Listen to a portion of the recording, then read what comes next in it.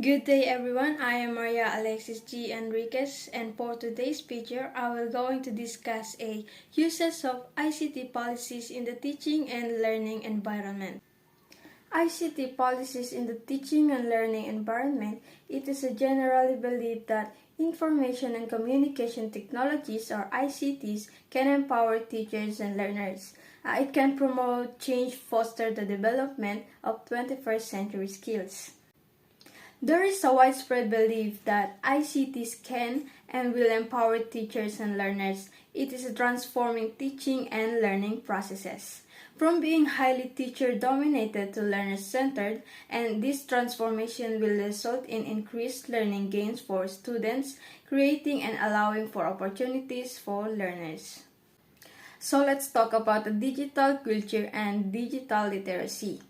It is a computer technologies and other aspects of digital culture have changed the ways people live, work, play, and learn, impacting the construction and distribution of knowledge and power around the world. Graduates who are less familiar with digital culture are increasingly at a disadvantage in the national and global economy. And last is the digital literacy. It refers to the skills of searching for, discerning, and producing information, as well as the critical use of new media for full participation in society, has thus become an important consideration for curriculum frameworks. As digital technologies become more prevalent in schools and our lives, opportunities and new challenges for teaching and learning arise. Developing skills of lifelong learning is have a digital competence, intercultural competence, and collaborations are important for both learners and educators. Learners need to develop skills that will enable them to use these digital technologies to create, communicate, and collaborate. Therefore, educators need to design and provide authentic and meaningful digital learner experience. ICT and teachers' professional development. It is a teacher's needs specific professional development opportunities in order to increase their ability to use ICT for formative learning assessments, individualized instruction, assessing online resources, and for fostering student interaction and collaboration. Such a training in ICT should positively impact teachers' general attitudes towards ICT in the classroom, but it should also provide a specific guidance on ICT teaching and learning within each discipline. Without this support, teachers tend to use ICT for skill-based, limiting student academic thinking. To support teachers as they change their teaching, it is also essential for educators and decision makers to be trained ICT use. Ensuring benefits of ICT investments. To ensure the investments made in ICT benefit students, additional conditions must be met. School policies need to provide schools with a minimum acceptable infrastructure for ICT, including stable and affordable internet connectivity and security measures such as filters and site blockers. Teacher policies need to target basic ICT use in pedagogical settings and discipline-specific uses. Successful implementation of ICT requires integration of ICT in the curriculum. Finally, digital content needs to be developed in local languages and reflect local culture. Ongoing technical, human, and organizational supports on all of these issues are needed to ensure access and effective use of ICT. Resource constraint context.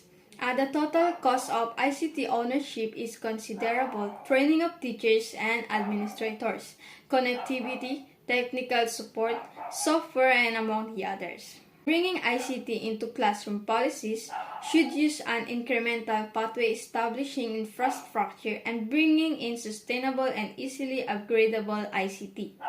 Schools in some countries have begun allowing students to bring their own mobile technology such as laptops, tablets, or smartphones into class. Rather than providing such tools to all students, it is an approach called bring your own device.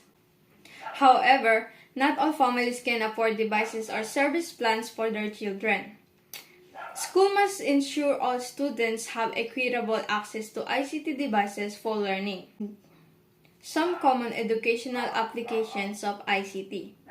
This includes one laptop per child, tablets, interactive whiteboards or smartboard, e-books or e-readers, and lastly is the flipped classrooms. First is one laptop per child. Less expensive laptops have been designed for use in school on a one-on-one basis with features like lower power consumption, a low-cost operating system, and special reprogramming and mesh network functions. Second is the tablets. Tablets are small personal computers with a touchscreen, allowing input without a keyboard or mouse. And expensive learning software or apps can be downloaded onto tablets, making them a versatile tool for learning. Next is interactive whiteboards or smartboards.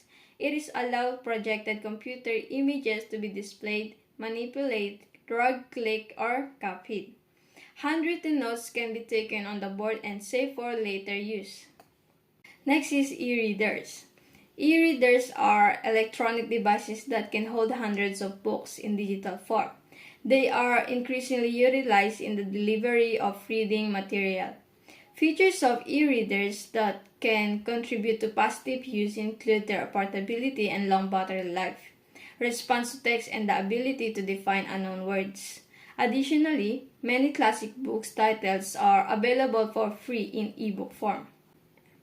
And lastly, flipped classrooms. The flipped classrooms model, involving lectures and practice at home via computer-guided instructions and interactive learning activities in class, can allow for an expanded curriculum.